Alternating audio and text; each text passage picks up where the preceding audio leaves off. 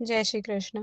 તુલસી ક્યારોમાં આજે આપણે સાંભળશું શ્રી દ્વારકાધીશના કૃપાપાત્ર શ્રી દામોદરદાસજી સાંભરવાડાની કથાનો ભાગ 5 અને 6. સવારે દામોદરદાસ ઉઠીને ઘરમાં આવ્યા. જુએ છે તો મંદિરના બારણા ખુલ્લા પડ્યા છે. પ્રથમ તો ચોરીની શંકા થઈ, પણ એવું તો કંઈ જણાયું નહીં. ઘરમાં પૂછપરછ કરી. દાસીએ કહ્યું, એ વાત આ રીતે બની છે. ત્યારે દામોદરદાસ જરા ખીજાયા. કૃષ્ણા, તને આજ્ઞા થઈ તો તારે મને કહેવું જોઈએ ને. તે બારોબાર શા માટે મંદિર ખોલ્યું? તું ઘરની માલિક છે કે? હું ઘેર નહોતો, તારી શેઠાણી પણ ઘરમાં જ હતી ને. ત્યાં તો પ્રભુએ દાસીનો પક્ષ લીધો.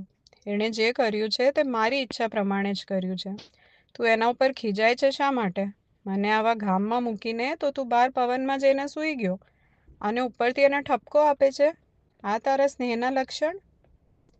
પોતે શેઠ છે અને આ તો દાસી છે. પોતે ભગવદીય છે અને દાસી એટલે કંઈ નહીં. એ એમનો ભ્રમ ભાગી ગયો, ગર્વ ગળી ગયો. દાસીની અલૌકિકતા સમજાઈ. પોતાની બંને ભૂલો માટે ઘણો પશ્ચાતાપ થયો. પત્ની સુમિત્રા પણ ત્યાં હાજર હતી. એને પણ લાગ્યું કે પોતાના ભાવમાં કંઈક ઉણપ હોવી જોઈએ કે જેથી પ્રભુએ પોતાને આજ્ઞા ન કરી. દાસીનો ભાવ એને પોતાનાથી ચઢિયાતો લાગ્યો. પ્રભુએ સાક્ષાત આજ્ઞા કરી અને પાછો એનો પક્ષ લીધો. એણે વિચાર્યું, પ્રભુ મને આજ્ઞા ક્યાંથી કરે? મારાથી કંઈ અન્યાશ્રય થયો હશે, કંઈક વિમુખતા આવી ગઈ હશે. દામોદરદાસ વિચારે, પ્રભુ તો સ્નેહ અને દીનતાને વશ છે. મારામાં કંઈક ધન્મત હશે. સ્નેહની રીત તો હું ચૂક્યો જ છું.